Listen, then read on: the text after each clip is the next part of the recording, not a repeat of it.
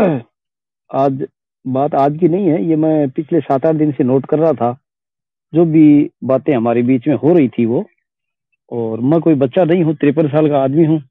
इस तरह की चीजें खूब देखी हैं। ये असल में हम हमारे जाल में फंसे हैं। जो आज चीजें हुई हैं, कुछ लोगों ने जो पर्सनल इशू बनाए हैं और बनाए हैं, उन लोगों को मेरा संदेश है कि आप लोग असल में चाहे मेरे से नाराज हो, आप लोग असल में ये लड़ाई लड़ने के लायक ही नहीं हो। कोई बात नहीं, मेरे से नाराज होते हो, मुझे कोई फर्क नहीं पड़ेगा उस चीज का, क्योंकि मैं यहाँ क्लब हाउस पे आता हूँ या मैं यहाँ ग्राउंड पे जाता हूँ लोगों के बीच में, तो मैं मेरे लिए नहीं जाता हूँ, क्योंकि मेरा वो कोई भी पर्सनल चीज नहीं है लोगों के बीच में। पर आप लोग फिट ही नहीं हो इस लड़ाई के लिए।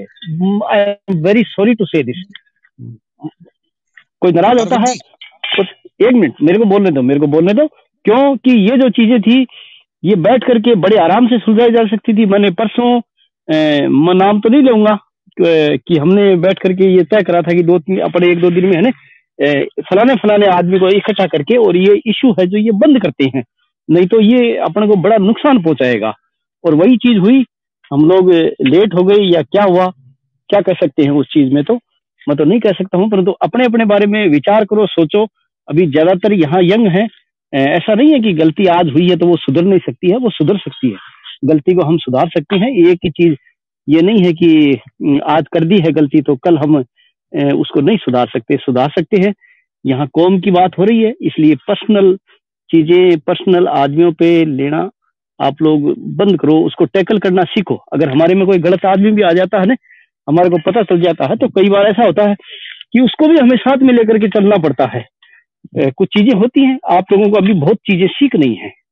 ये जो मैं सुबह उठा था तो मैंने उठते ही देखा रूम चल रहा था, उसमें गिल साहब का वीडियो था। देखो, मैं आप सभी लोगों से, यहाँ जो भी आदमी है उन सब के लिए अनजान हूँ, मैं किसी को पर्सनली नहीं मिला हुआ हूँ विचारों से। और हम तो ये है कि सिक्की के लिए मुहिम चलाई हुई है, एक छोटी सी मुहिम है ये हम, और हमारा तो मकसद यही है कि क्यों 53 साल का हो गया, 20-30 साल लड़ेंगे तो लोगों को सिक्की में ले आएंगे, बस इतना ही होएगा, हमारे से इससे ज्यादा होएगा भी नहीं। बड़ी सीधी सी बात है।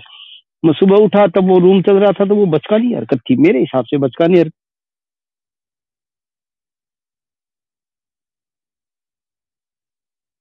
है। हासिल ये आप लोगों ने हुआ, जैसे ये जो चल रहे थे रूम, कंग साहब बोले भाई मैं नहीं आऊंगा, अब गिल साहब भी नहीं आएंगे। वो अब वही बात है कि कोई आता है नहीं आता है, उससे फर्क नहीं पड़ता है, कौम का तो काम चलता है। परंतु ये चीजें करी किसने? हम लोगों ने ही करी है।